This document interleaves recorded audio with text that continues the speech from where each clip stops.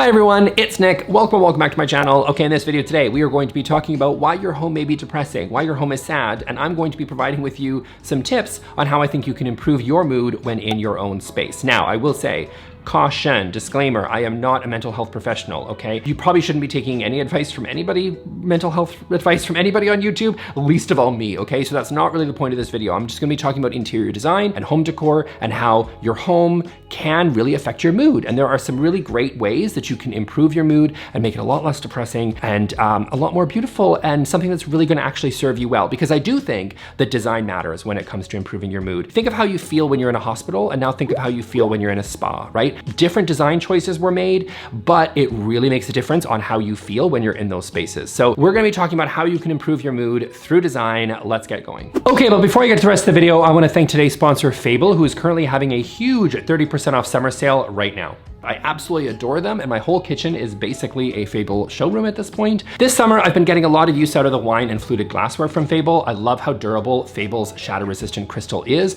so I don't have to worry about it breaking when I use them for hosting, because there's nothing worse than buying a set and then breaking one, and now you have an uneven set. That's like the worst. I just love pouring wine into this glass carafe to just really show how beautiful it is, but it's also nice to cut up some lemons or limes and have a refreshing glass of water. I'm also keeping my eye on the new rocks glasses because I love the line work on them. It's just so beautiful. It's just so elegant and provides some really nice texture while keeping it simple and classy at the same time. Perfect for those summer cocktails. If you're like me and want to make your home into a Fable shrine, because let's be honest, their stuff literally is the best. Even if you need to upgrade one or two items, then you should know that they're having a summer sale on right now, which is live from July 24th over to July 31st. So to get 30% off almost all of Fable's products, click on the link in the description box down below. And thank you, Fable, for sponsoring this video. And now let's get back to it. Okay, tip number one is going to be keep clutter to a minimum in your space. So I think that what people sometimes forget when they have a lot of open consoles, open spaces, open shelving, and just a lot of clutter in their space, it provides a lot of visual weight to the room that I think can make a space feel really overwhelming and maybe even sometimes even a little bit claustrophobic. So I would say hiding some of those things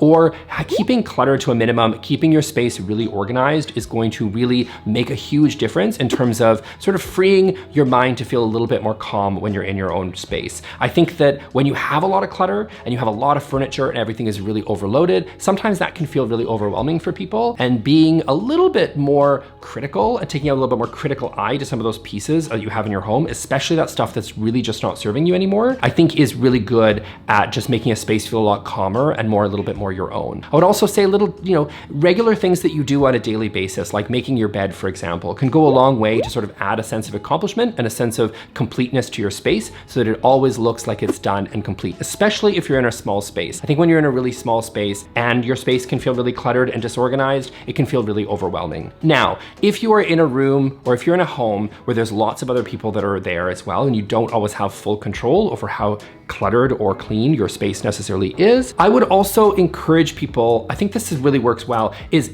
have a space, a designated space in your home that is clutter-free. So if you can't keep the entire home completely uncluttered and organized, that might just not make sense for you. Having a space, that could be a bedroom, that could be maybe your office, it could be your living room, right? It could be a little nook kind of in the corner, a space that you have that is your own, that you can always retreat to, even in the chaos of the rest of your own home. I think that's really important for people. Sometimes my life has taken some turns over the last 6 months, so whatever. And having a space that I can retreat to has been really important, I think, for my mental health, just to know that no matter how overwhelming even my own home can get, I have a space that I can ultimately go back to. Also, kind of in line with making your bed, I would also put cleaning as a really important part of that as well. It really just helps you have that kind of sense of accomplishment and that sense of completeness in your own home, that you have sort of done what you can to create a space that feels clean, that feels orderly, that feels thoughtful. And I think that can really help people sort of have that sense of accomplishment and that sense of no matter what chaos is happening in the rest of the home or in the rest of my life, or you're having anxiety about things that are outside of the home, you still have a clean and organized space that you're responsible for, that you can sort of take care of and clean and have for your own. Okay, next tip I want to talk about here is lighting. So lighting, I think, is very important in general, but I think it's particularly important when we're discussing something like mental health, because I think it is really important for me anyway, and I'm pretty sure I'm not alone on this, to have a sufficient amount of natural light in your space. Now, if if you live in a place that doesn't necessarily get a lot of natural light, using things like mirrors to be able to bounce natural light throughout the space can be really helpful. Also, take into account something like LRV, which stands for light reflectance value. So when we're dealing with paint, if you're in a space that doesn't get a lot of natural light, by choosing something with a higher LRV, that's how it works. It's the percentage of light basically reflected off of paint walls. So if you have an LRV of 90, it's gonna basically, a lot more light is gonna be reflected off the paint versus something like a 20 LRV, which is closer to sort of more like a true black. So having your spaces a little bit lighter if you're in an area that it doesn't get a lot of natural light, which can help you sort of bounce light back onto the rest of the room. Again, a use of mirrors can also really help with that. And it really just helps create a space that feels light and feels welcoming, and really helps you sort of capture that natural light that you're gonna be getting into the space. For artificial light, I would also say,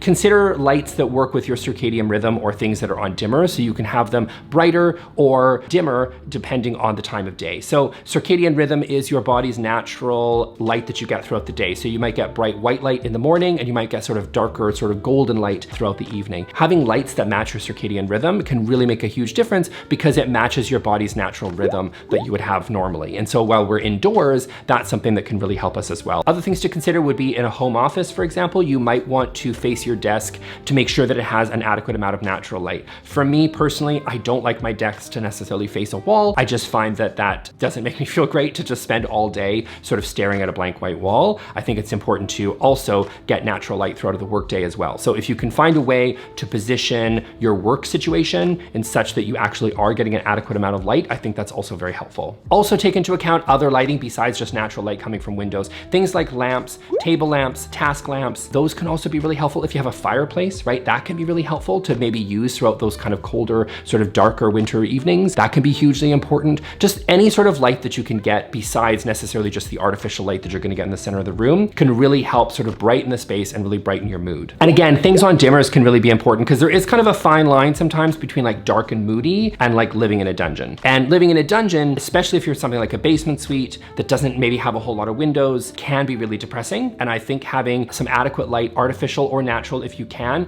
really help in those types of spaces. If you are fortunate to have huge windows, then that's awesome. But if you don't, you're gonna have to look into some of those different artificial lights to really help you in getting an adequate amount of light, especially in those winter months. Okay, my next tip for you all is to redecorate or even shop your own home. So when I say redecorate, I don't necessarily mean running out and grabbing a whole bunch of new stuff. That's not really what I'm talking about here. I'm also just talking about that if your space is feeling really tired and it's feeling really bland and you're feeling it like it's really boring and it's no longer a space that is serving you, depending on where you're kind of at right now, I would consider redecorating your own home or shopping your own home. So what I mean by that, shopping your own home, is let's say you need a light in your living room. You may have a light that's in your office or repurposing a light from your bedroom. Sometimes just switching up your space, sometimes just moving your furniture, trying a different space plan, trying a different layout, taking pieces like, again, that lamp or that table, that whatever, and switching it with pieces that you have in another room can go a long way to making your space feel like it's got new energy. And you don't necessarily, like I said, have to go out and shop and buy new things. You can just take and repurpose items from different areas of the home. I think that's really effective to sort of make your space feel fresh and new. And if you're feeling like it's really boring and stale and it's kind of feeling like you're kind of depressed living in this same hovel that you've lived in for months and months and months, and you're just like, I'm really tired of this place, flip it around, right? Get up off the couch,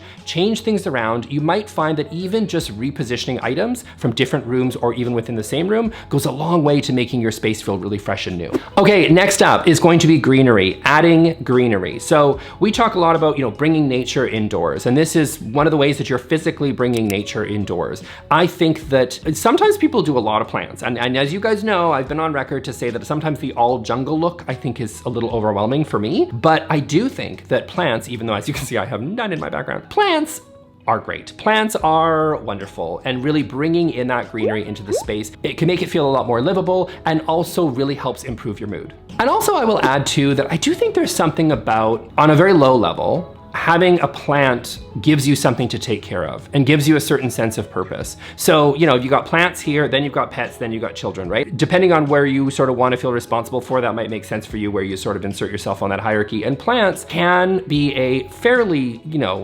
low effort way of having to take care of something. But it feels like you've got something that is dependent on you. You are responsible for something, you're that plant parent, and it gives you something to work on. And that, I think, can give a sense of accomplishment and a sense of feeling in service, which I think is something that's really important for everybody to experience. And again, not comparing them to children, but well, kind of I am, but I would say that, you know, that is a really great way to just kind of have a little bit of that sense of purpose brought into your life when, you know, life can sometimes feel really overwhelming. You still feel like you've got something that depends on you. And I think that can be a really great thing. Now, if you don't want any plants in your home, that's fine. I do think, I personally believe that fake plants or even pictures that incorporate nature into the space, so photographs of beautiful forests or whatever, or more natural materials, which we'll get to in a second, those things can really help give you that sort of sense of nature, even if it's not necessarily real. So yes, I know the fake plant police in the comment section are gonna come after me for that one. I know they're not the same thing, I get it,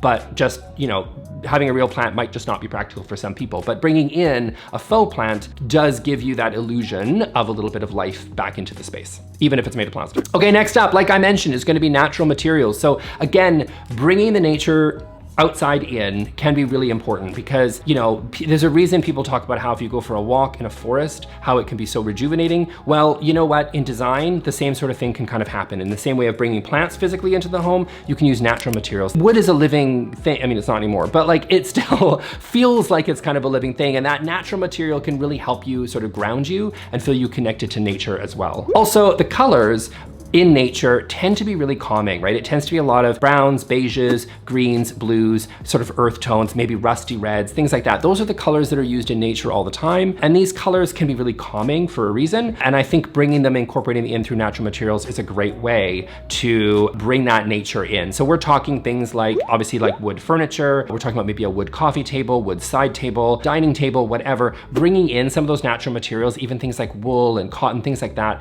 can be really, really helpful to kind of make a space feel really cozy and natural, and therefore also kind of really help boost your mood at the same time. Okay, next up is going to be cover or kind of eliminate those things that are just no longer serving you, right? That kind of ugly furniture, the stuff that you really don't like. One of the most common questions that I always get is people saying, Nick, I have a really ugly chair and I want to know how I can like make it beautiful. I just don't really like it. And I'm like, well, I'm not a wizard. There's no saving it. If it's something that you really cannot stand, if it's something that's no longer serving you, that every time you look at it, you're like, God, I just hate that thing. Then, you know, say, we're gonna Marie Kondo it, right? We're gonna say, thank you, chair, for letting me sit in you. Now it's time to go on Facebook Marketplace for someone else to enjoy or hate. You know what I mean? Like we're done with that. We're just gonna move on with that. I think if it's no longer serving you, if you no longer like it, you can't force yourself to really like it. Pass it along to somebody else, right? Somebody else is gonna get enjoyment out of that. And I think it's okay to do that. Now, if you are like, well, I don't wanna get rid of that chair because then I have to buy a new one, I can't afford it, then think about things like reupholstering or somewhat covering some pieces maybe that are no longer serving you. So if you don't like a pattern of a chair, but you find it really comfortable and there's nothing sort of wrong with the cushions, then consider reupholstering. Even places like BEMS, for example, there's other sort of places that do sort of standardized pieces for things like IKEA, or you can go and get it reupholstered from somebody, and it's gonna be a lot cheaper than going out necessarily and buying new furniture, assuming that there's nothing wrong with kind of the bones of the furniture there and you have sort of a quality piece. So I would take those items that are no longer serving you, that you no longer love. Maybe they have bad memories. Maybe it's a chair that you bought with your ex. He's gone, so maybe the chair should be too. You know what I mean? If it's still causing you some sort of anxiety or you look at it and you just don't like it, it's just not serving you anymore. Time to say, thank you, chair. Bye-bye. Okay, next up on my list is going to be to add in color. So we talked a little bit about with natural materials, the importance of those rusts and blues and beiges and browns and greens and things that we see all the time in nature. But there is also something to be said for pops of color or using a little bit more saturated color. It really just depends. I do think that a lot of neutrals can make a space feel really calming, can make it feel really balanced. Again, think of the spa, like I mentioned at the beginning of the video, right? There's a reason they use all those sort of calming neutrals and maybe some greens and blues is because they mimic nature, and that can be really important. But also there is something to be said for color theory in terms of using really active colors, things like yellow, red, especially those saturated colors that just feel really bright, really sunny and energizing. And it can go a long way to make you feel like you have more energy and that it can make you happy. Like yellow is a happy color. And so if you can find a way to incorporate some of those big, bold colors in, go for it. If that's the mood that you're trying to create in your space and you feel like you need, I would say really go for it. Now, in terms of the other way, you can also use really calming calming, relaxing colors in addition to those neutrals, things like those blues and greens, because especially in places like the bedroom, they can be really important to create a sense of calm and relaxation and serenity, which is what those colors really are known for. You know what's funny, kind of funny, because a lot of people think color theory is kind of like stupid, but it really does work. And I will say, like, if you ever do one of those like float chamber things, which I have done, you can actually like change the color in the flotation tank. I did a couple of them once, and it's like, you tell, like you put red lights in that flotation tank, it changes your mood. You put in blue, yellow, you really do feel a change when you're around certain colors. So I would say this is something that really matters. Humans really actually do respond to color. So choose accordingly based on the mood that you're trying to create in your space. Okay, and then my next tip for you is going to be to get personal. So I would say this, again, like I was saying about that X with the chair, it works in that direction. It also works in the other direction as well. If you have photos of people that you love, your pet, you know, experiences, memories that you have that make you happy, put those into your home, right? Sometimes I don't feel like I really talk about that enough on this channel because I'm not a big like portrait-y guy, but I would say that if there's memories, if there's places, trips that you've been on that make you happy, display them in your home.